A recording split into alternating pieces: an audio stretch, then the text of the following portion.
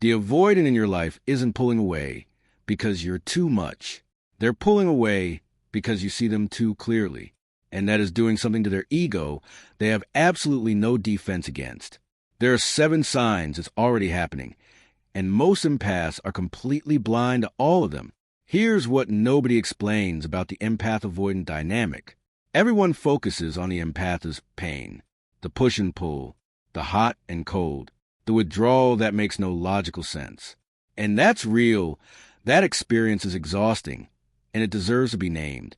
But there's an entire other story happening on the avoidance side of this dynamic, a story that avoidants themselves can't fully articulate, because what's happening to them isn't something they have language for yet.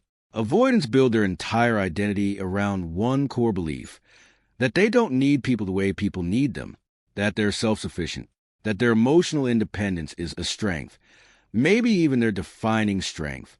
Every relationship they've ever been in has eventually confirmed that belief.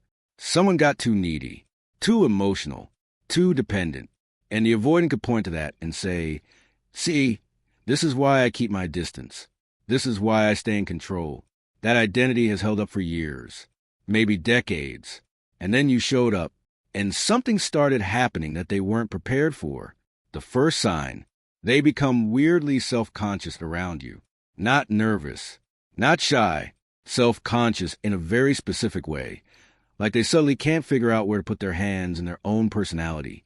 They get funnier, more surface level, slightly performative, because somewhere underneath, their system is registering something it has never had to deal with before. Someone who is calm, who is full, who is not asking for anything, and who can somehow still see them. The armor that's always worked is not working, and they don't know what to do with that yet. The second sign, they get irritated by things you haven't actually done. Your calmness annoys them. Your non-reactivity annoys them. The fact that you don't seem to need them the way they expected you to need them, that annoys them most of all. And this is where most empaths start blaming themselves. They think they've done something wrong. They start making themselves smaller, warmer, more visibly available, trying to fix a problem that isn't theirs to fix. Because that irritation isn't about you. It's about the story the avoidant has been telling about themselves for years. And the fact that your presence keeps refusing to confirm it. The third sign, they start testing you. Small provocations. A little coldness, then unexpected warmth, a withdrawal that seems to come from nowhere, followed by them reappearing like nothing happened. This isn't calculated manipulation, it's desperation. They are checking, almost compulsively, whether you will eventually break, whether, if they push hard enough, you'll finally show the emotional neediness that would let them feel superior again, that would let them say, "There it is, there's a dependency I was waiting for. Now I know how this story ends." And if you stay grounded, if you don't break, that test does not reassure them. It unnerves them more. The fourth sign, they can't hold eye contact the way they normally can. Not because you repel them. The opposite. There is something in the quality of your attention. The way you look at people like you're actually there, like you're actually listening, like you're not performing attention but genuinely present. That feels like it reaches past their surface. And the ego that has spent years living at the surface does not know how to exist in that gaze without something in it flinching. The fifth sign, they start mirroring you without realizing it. Your stillness starts showing up in the way they speak. Your vocabulary, your pacing, your way of observing a situation, fragments of it begin appearing in their own behavior. This is not imitation. This is infiltration. When someone's nervous system can't categorize you as a threat, but also can't dismiss you as irrelevant, it starts absorbing you. The avoidant isn't doing this consciously, but it's happening. And if you're paying attention, you'll notice it. A phrase you use starts coming out of their mouth. A pause you take before responding. They start taking it too. Their system is trying to understand you by becoming a little bit like you.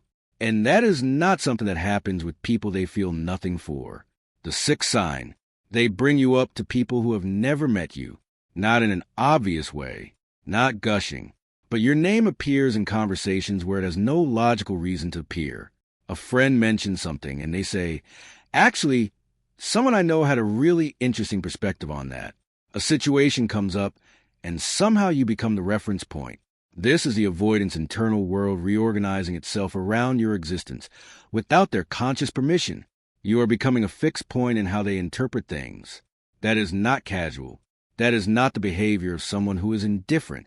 That is someone whose ego has already started measuring itself against the standard you set just by being who you are. The seventh sign, and this is the one that tells you everything. They talk about you when you're not there. To friends, to themselves on a drive home. Processing connection in the third person, because engaging it directly feels like standing too close to something they can't categorize. That is not indifference. That is not confusion. That is a sound of someone whose entire self-concept is being quietly restructured, and who doesn't have a safe place yet to let that happen out loud. Here is what is actually happening underneath all 7 of those signs. A super empath doesn't threaten an avoidance ego by challenging them. They don't do it through arguments or ultimatums, or calling out their patterns. They do it by being something the avoidant's entire defensive architecture was never designed to handle. Someone who is fully present, fully themselves, genuinely unbothered, not as a strategy, but as a reality. Someone who offers connection without making their emotional state the avoidant's responsibility. Every relationship the avoidant has ever had eventually confirmed their core wound. That intimacy means weight. That letting someone in means slowly becoming responsible for keeping them okay. That love, at some point, becomes a debt they'll need to escape from. And then you exist. And you don't do that.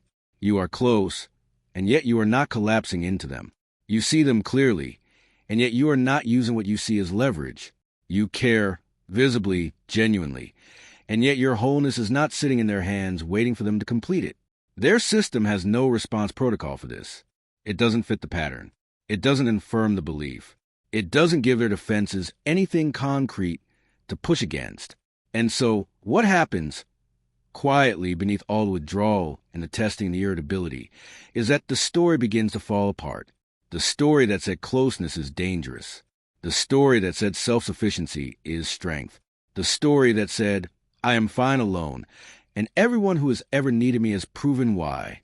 You are not attacking that story. You are simply living in a way that makes it impossible to sustain. That is what is destroying their ego. Not cruelty, not strategy, not pressure. Presence.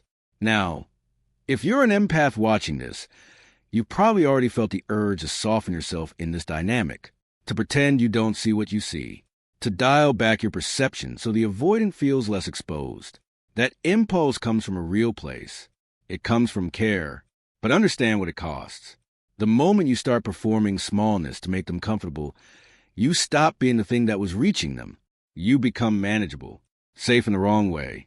Someone who finally fits inside the pattern they've always known. And all 7 of those signs, every crack that was forming in the wall, quietly seal themselves back up. You don't have to be harsh. You don't have to name everything you see. You don't have to hold up a mirror and ask them to look directly into it. But you cannot shrink from your own clarity and expect that to build something real.